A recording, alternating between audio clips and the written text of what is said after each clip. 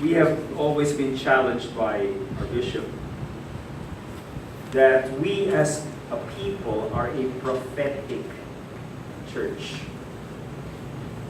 This church has been called to be a prophet. And the reason why I begin this way is because Advent, one of the principal figures of Advent, actually both of them, John the Baptist and Isaiah, have a prophetic ministry.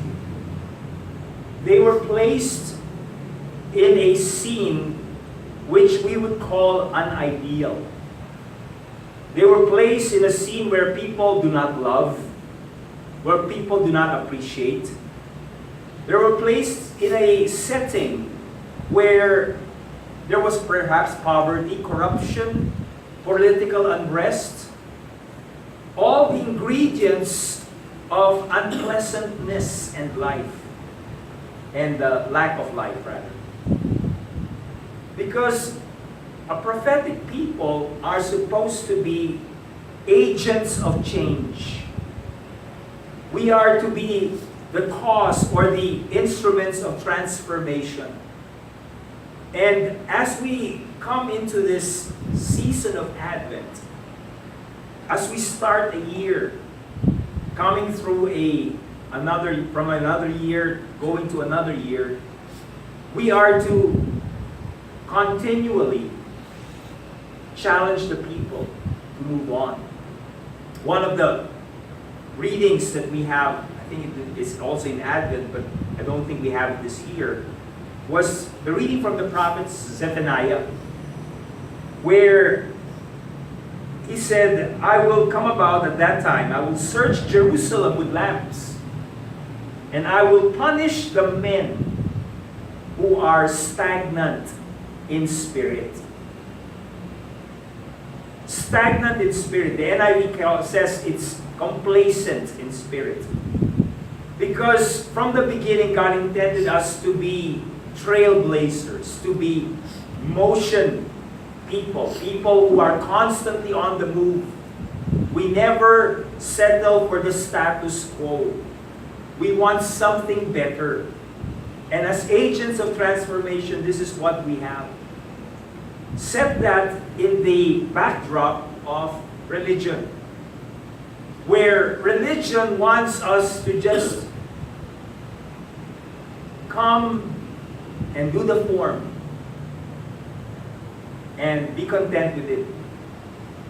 To just play church, where we have vestments, where we have all the paraphernalia that will make us think we're doing something. After all, we're busy with liturgy.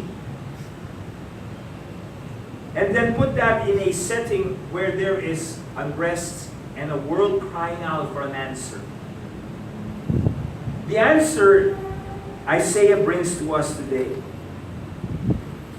Because from the beginning, what we have seen in the gospel is that religion has always been very accusing. The woman caught in adultery is us. We have been an adulterous people. We have had many gods. But yet, Jesus comes not to bring accusation, but He comes to bring hope, forgiveness. And I think these are three things which Isaiah showed to us today, which I believe we must begin to see as a prophetic people and begin to live out. Very basic. In fact, it's Christianity 101. First of all, Isaiah saw the presence of God. Presence of God never leaves us. Holy, holy, holy is the Lord God of hosts.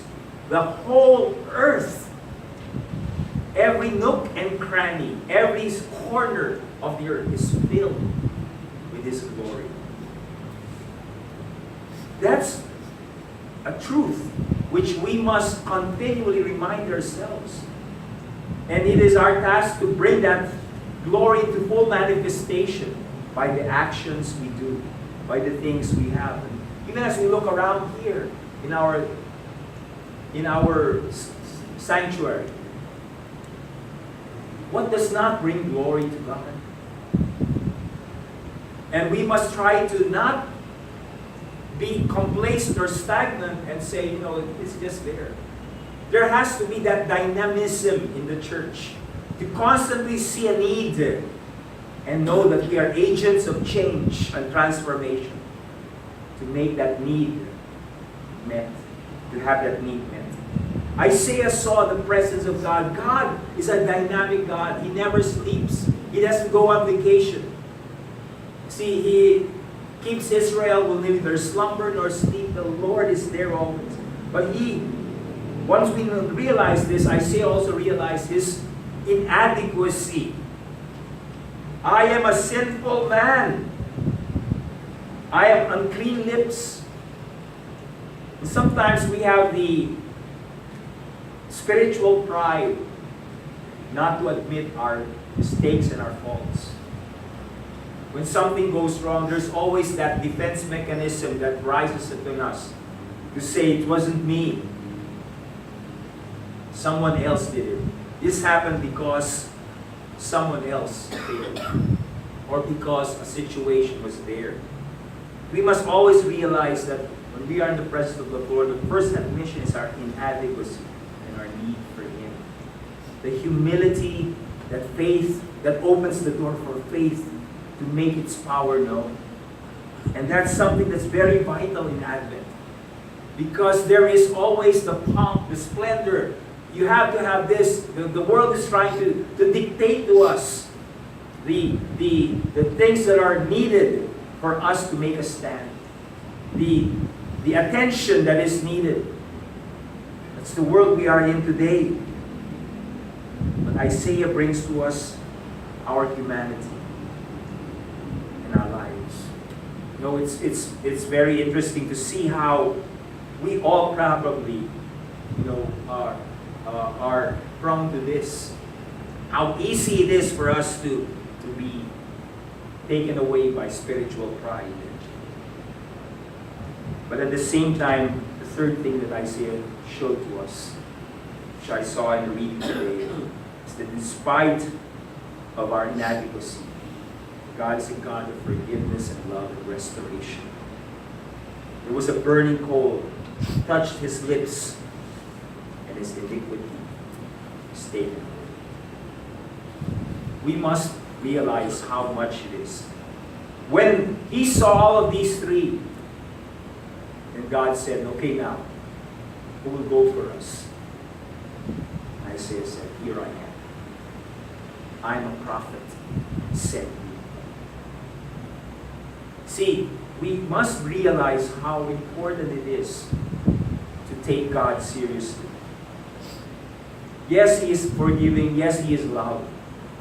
But I believe that the intensity and the passion of our lives must constantly be there for the things that we are doing. We must believe in what we are here for. We must be the first to propagate the good news. We must be the first to really, as staff, to really convince the people, yes, this is the right thing to do. Yes, we're all in this here. And it's not just, yes, we are present, but it's more than just our presence. Not just the stagnancy. Water is there, but if the water is stagnant, then it's not going to be productive and useful. Kailangan yung tubig, padaluyin natin. And that means action. That means proaction. Proactiveness. Making sure that the things of God are brought forth in the forefront. The glory of the Lord fills this place. Let's go to work and make